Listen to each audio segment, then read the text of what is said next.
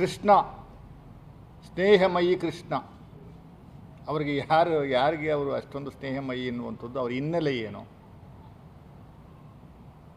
ಅವರು ಎಷ್ಟರ ಮಟ್ಟಿಗೆ ಪಾಪ ಸತ್ಯ ಹರಿಶ್ಚಂದ್ರ ಅವರ ವಂಶಸ್ಥರಲ್ಲಿ ಹುಟ್ಟಿರುವಂಥವ್ರು, ಎಷ್ಟು ಸಾಚ ಅನ್ನುವಂಥದ್ದು ಇದು ನನ್ನ ಕರ್ತವ್ಯ ಕೂಡ.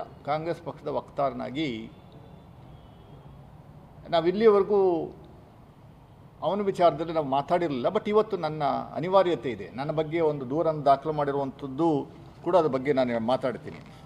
ಇವತ್ತು ಲಕ್ಷ್ಮೀಪುರಂ ಪೊಲೀಸ್ ಠಾಣೆಯಲ್ಲಿ ನನ್ನ ವಿರುದ್ಧ ಮತ್ತು ಮೇಡಮ್ ಸಿದ್ದರಾಮಯ್ಯನವರ ಮಿಸಸ್ ವಿರುದ್ಧ ಒಂದು ದೂರನ್ನು ಜಂಟಿಯಾಗಿ ದಾಖಲೆ ಮಾಡಿರುವಂಥದ್ದು ನಾನು ಕಾಪಿ ಇದೆ. ಬನ್ನಿ ಭಾಸ್ಕರ್ ಅವ್ರಿಗೊಂದು ಚೇರ.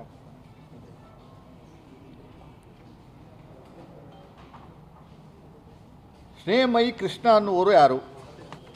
ನಾನೇ ಸೃಷ್ಟಿ ಮಾಡ್ಕೊಂಡು ಹೇಳುವಂಥದ್ದಲ್ಲ, ಹೈಕೋರ್ಟ್ಗಳಿಗೆ ಕೊಟ್ಟಿರುವಂಥ ಅಫಿಡವಿಟ್, ಪೊಲೀಸ್ ಇಲಾಖೆಯಿಂದ ಹೋಗಿರುವಂಥ ಅಫಿಡವಿಟ್. ಈ ವ್ಯಕ್ತಿ ಯಾರು? ಇವ ವ್ಯಕ್ತಿ ವಿರುದ್ಧ ಎಷ್ಟು ಕೇಸ್ಗಳು ಮೈಸೂರು ನಗರದಲ್ಲಿ ಮತ್ತು ಮೈಸೂರು ರೂರಲಲ್ಲಿ ಮತ್ತು ಇತರೆ ಕಡೆ ಎಷ್ಟು ಕೇಸ್ಗಳಿದ್ದಾವೆ, ಯಾವ ಕೇಸ್ಗಳಿದ್ದಾವೆ ಅನ್ನುವಂಥದ್ದು ನಾನು ಒಂದಷ್ಟು ಇಂಟ್ರೊಡಕ್ಷನ್ ಕೊಟ್ಟು ಆದಮೇಲೆ ಇವತ್ತೇನು ಆಪಾದನೆ ಮಾಡಿದರೆ ಆ ಆಪಾದನೆ ವಿಚಾರದಲ್ಲಿ ನಾನು ಸ್ಪಷ್ಟೀಕರಣ ಕೊಡುವಂಥ ಕೆಲಸವನ್ನು ಮಾಡ್ತೀನಿ. ಸ್ನೇಹಮಯಿ ಕೃಷ್ಣ ಅವ್ರ ವಿರುದ್ಧ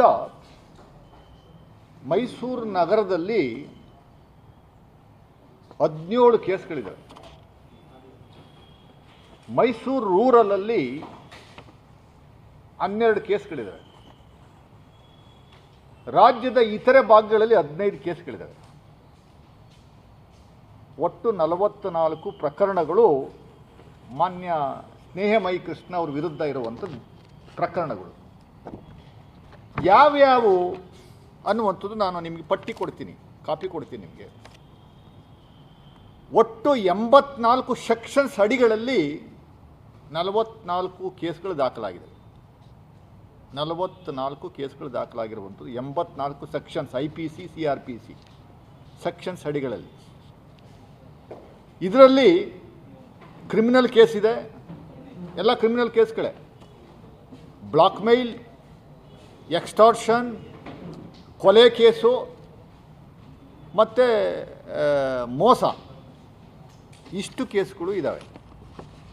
ನಾನು ಒಂದು ಪ್ಯಾರಾಗ್ರಾಫ್ನ ಅವರು ಬರೆದಿರುವಂಥದ್ದು ಪೊಲೀಸ್ ಇಲಾಖೆಯವರು ಕೋರ್ಟ್ಗೆ ಸಬ್ಮಿಟ್ ಮಾಡಿರುವಂಥ ಒಂದು ಪ್ಯಾರಾಗ್ರಾಫ್ನ ಓದುವಂಥದ್ದಕ್ಕೆ ನಾನು ಬದ್ಧನಾಗಿದ್ದೇನೆ. ಈತನು